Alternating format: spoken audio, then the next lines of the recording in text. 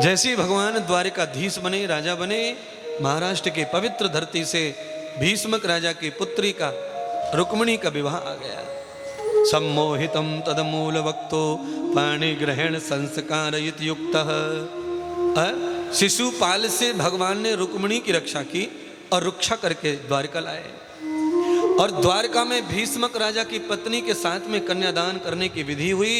भीष्मक राजा ने कन्यादान करने से पहले गंगा स्नान किया और गायों को दान करके अपने पाप धोए, फिर बेटी कन्यादान किया, लक्ष्मी का कन्यादान किया। यथ कन्याम विभूषित करम सर्वम जाताम कन्याम योगिताम। अपनी बेटी का कन्यादान जिनको भी करना है, बेटी का जिन्हें विवाह करना है, उन पिता माता को पहले गौदान करना चाहिए, उसके बाद पाप धुल जाए तब कन्यादान करना चाहिए। बेटी सुखी रहे, संपन्न रहे। वही हुआ। नंद यशोदा देव की वसुदेव आशीर्वाद के लिए आए। भगवान का विवाह हो गया। दुर्वासा ऋषि के श्राप से रुक्मिणी माता 11 बरस विवाह के बाद भगवान से अलग रहीं, तपस्या की। फिर भगवान के घर में प्रद्युम्न नाम का पुत्र हुआ, जो कामदेव के अवतार माने। यद रूपम न दर्शितम प्रियाम। संभरासुर ने हरण कर लिया भगवान के पुत्र का। आप समझ गए कथा। बड़े बड़े धनवान लोगों के बच्चों को अपहरण हो जाता है, भगवान के लाला का भी अपहरण कर लिया संभरासुर ने।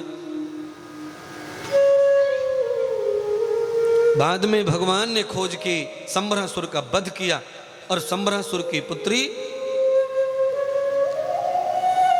के साथ में विवाह हुआ भगवान के पुत्र का।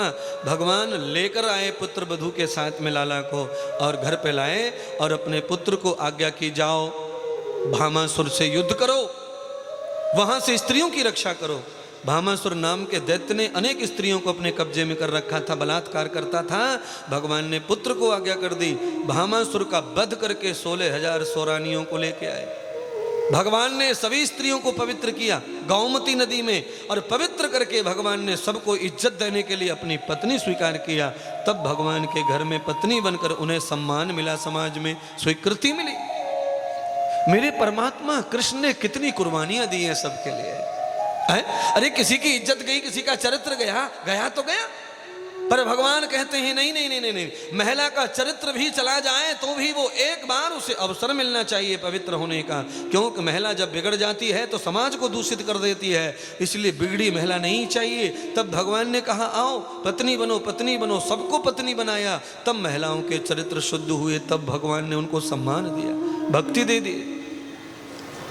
सत्यभामा, कालिंदी, भद्रा, लक्ष्मणा, जामवंती सब भगवान से विवाह करने आई। प्रभु ने सबकी मन इच्छा पूरी कर दी, सबका कल्याण कर दिया और सबको पुत्र दान किए। यदम कल्याणम यथ युक्त पुण्याम